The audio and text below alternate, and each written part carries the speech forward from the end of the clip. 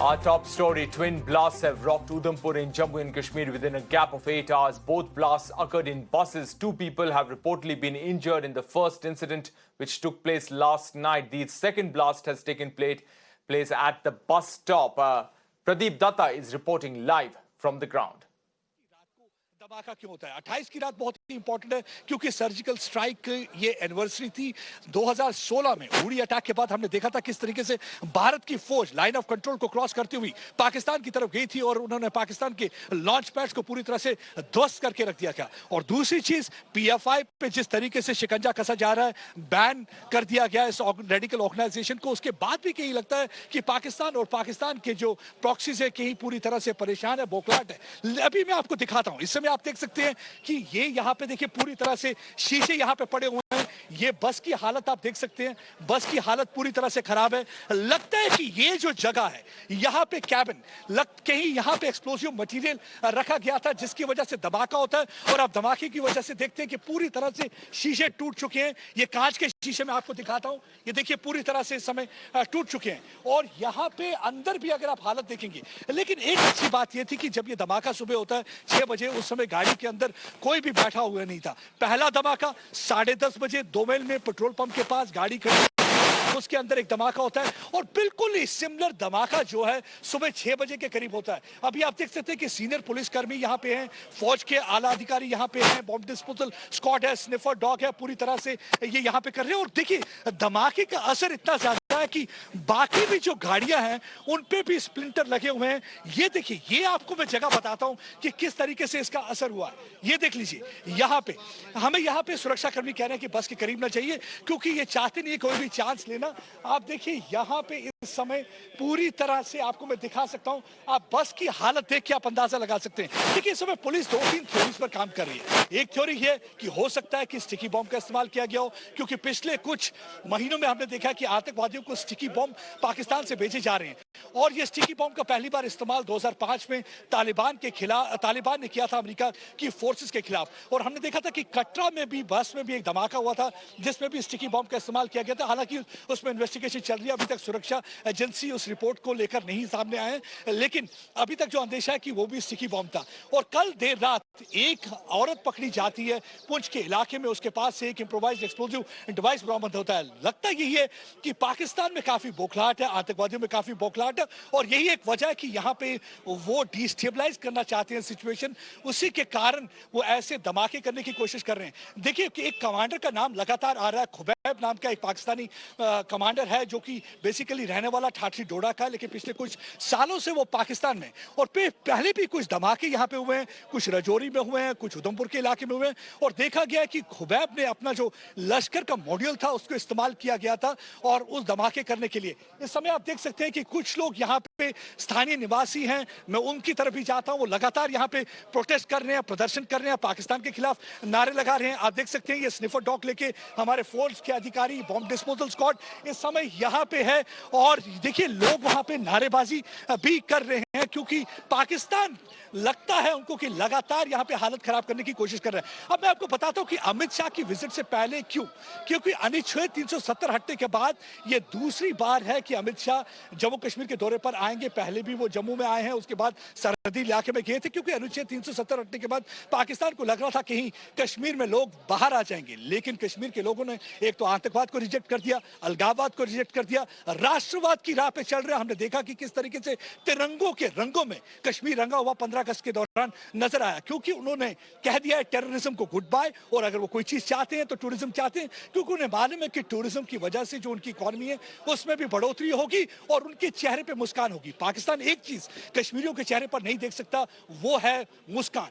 अब उधमपुर का इलाका क्यों चूज किया गया? क्योंकि हिंदू डोमिनेटेड एरिया है, उनको लगता है क्योंकि आतंकवादी लगातार ढेर हो रहे हैं, जैसे जैसे आतंकवादी यहाँ पे घुसने की कोशिश करते हैं उन्हें जहन्नुम पहुंचा दिया जाता है सुरक्षा बलों द्वारा। यही एक वजह है कि आतंकवादियों की पूरी कोशिश है कि यहाँ पे हालात खराब किए जाएं। अगर पिछले 8-9 महीनों की बात करें तो 160 के करीब आतंकवादी मारे जा चुके हैं, जिसमें 40 से ज्यादा पाकिस्तानी कमांडर हैं। उनकी पूरी कोशिशें नाकाम होती जा रही है। अब उनको लगता है कि हिंदू डोमिनेटेड एरियाज में टारगेट करेंगे, इन्फ्लिक्ट करेंगे मैक्सिमम कैजुअलिटी और उसकी वजह से एक दरार पैदा करने की कोशिश करेंगे। लेकिन यहाँ के लोग समझदार है क्योंकि पिछले 32 वर्ष से वो आतंकवाद देखते आए हैं, उन्हें मालूम है कि पाकिस्तान के मंसूबे क्या है, पाकिस्तान चाहता क्या है। मैं एक बार फिर से आपको दिखाता हूं, देखिए किस तरीके से पूरी बस को कॉर्डन किया गया है। सुरक्षा कर्मी, हमारे पुलिस के कर्मी जो जवान हैं बहादुर, सुबह से यहाँ पे तैनात है। थोड़ी देर पहले यहाँ पे डीआईजी सुलेमान चौधरी आए थे, उसके साथ एसएसपी विनोद कुमार भी थे और वो पूरी तरह से बस का जायजा लेकर गए, निरीक्षण करके गए। आप देख सकते हैं ये बस की हालत से पूरा पता चल जाता है कि कितना ही बड़ा एक्सप्लोजन था। जो सीसीटीवी फुटेज टाइम्स नाउ को, नवभारत को हासिल की गई है, उसमें भी आप देख सकते हैं कि कितना बड़ा धमाका होता है। दोमेल के पास जब बस खड़ी होती है, धमाका होता है जिसकी वजह से इंजर हो जाते हैं। मैं अभी आपको कुछ वहां पे स्थानीय निवासियों के पास चलता हूं, उनसे भी बातचीत करने की कोशिश करता हूं, क्योंकि कुछ लोग यहाँ पे प्रोटेस्ट कर रहे थे। मैं उनसे बात करने की कोशिश करता हूं। आप यहाँ पे प्रोटेस्ट क्यों कर रहे हैं? आज प्रोटेस्ट है क्योंकि आज हमारे शहर की सुरक्षा में बहुत बड़ी सेंध लगी है। 3 महीने पहले भी ब्लास्ट हुआ था, आज कल रात को भी और आज भी। तो हम इसका क्या मतलब समझे लोगों ने। अब ये जो एलजी एडमिनिस्ट्रेशन हमारे यहाँ पर आई है जेएंडके में, तो उसने सुरक्षा का जिम्मा भी लिया था, तभी तो ये चेंज हुआ था। अब चेंज होने के बाद भी अगर लोगों को सुरक्षा नहीं मिलती है तो आपको लगता है कि लगातार पाकिस्तान यहाँ पे हालत खराब करने की कोशिश कर रहा है? देखिए, आप मुझे बताइए कि Udhampur is surrounded by all belt forces. एक तरफ आईटीबीपी, दूसरी तरफ आर्मी, तीसरी तरफ एयरफोर्स, और बीच शहर में इस तरीके का हादसा होना एक सिक्योरिटी लैप सबसे बड़ा है। मैं तो कहता हूं कि मैं आपके माध्यम से ये कहना चाहता हूं कि फर्स्ट ऑफ ऑल जिस तरीके से उधमपुर में ये ब्लास्ट हो रहे हैं, इमीडिएटली एडमिनिस्ट्रेशन और पुलिस डिपार्टमेंट में रिशफल होना चाहिए। पाकिस्तान के खिलाफ नारे लगाते रहे हैं आतंकवादियों, आपको लगता है कि कहीं एक बार फिर से दरार पैदा करने की कोशिश की जा रही है, तभी ये ऐसे इलाकों को टारगेट? बिल्कुल किया जा रहा है। हमारा पूरा शहर दहशत के माहौल में है, सुरक्षा में चूक हुई है। हम मानते हैं कि एडमिशन सुरक्षा के चूक हुई है। पहले 3 महीने पहले सलातिया चौक में बम ब्लास्ट हुआ, जहां एक जान चली गई। रात को 10:30 बजे एक दमेल चौक में होता है, उसके बाद बस स्टैंड पे सुबह होता है। सुरक्षा में चूक है, तभी ये हो रहा है। हम चाहते हैं कि हमारी क्या सुरक्षा है। इसलिए धमाका हुआ, आप लोग कहाँ थे उस समय? हम तो घर पे थे जी। धमाके की आवाज आई? जिस हमारी बिल्डिंग है जहाँ पे। अच्छा, धमाके आवाज तो आई, बहुत ज्यादा आवाज आई, मतलब हिला पूरा इलाका? पूरा हिला जी।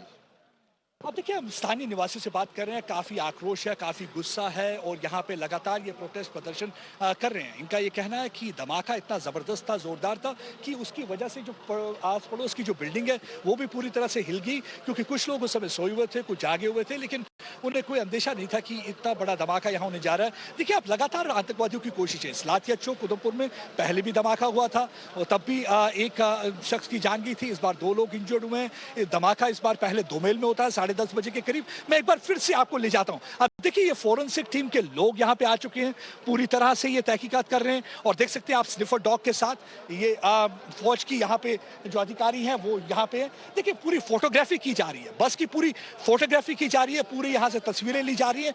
ये कोशिश की जा रही है कि क्या वजह हो सकती है।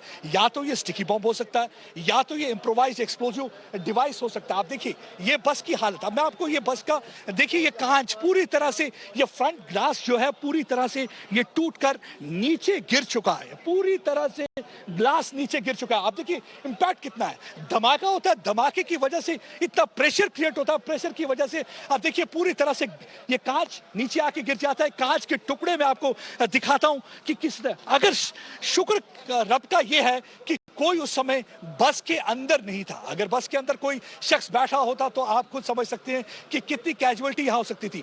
ये कैजुअलिटी करने के लिए ही अटैक किया गया, क्योंकि आतंकवादियों को मालूम है कि हमारे फौज का, हमारे पुलिस के कर्मी, हमारे सुरक्षा एजेंसियों का मुकाबला वो नहीं कर सकते, इसलिए या तो वो शूट और स्कूट अटैक करते हैं।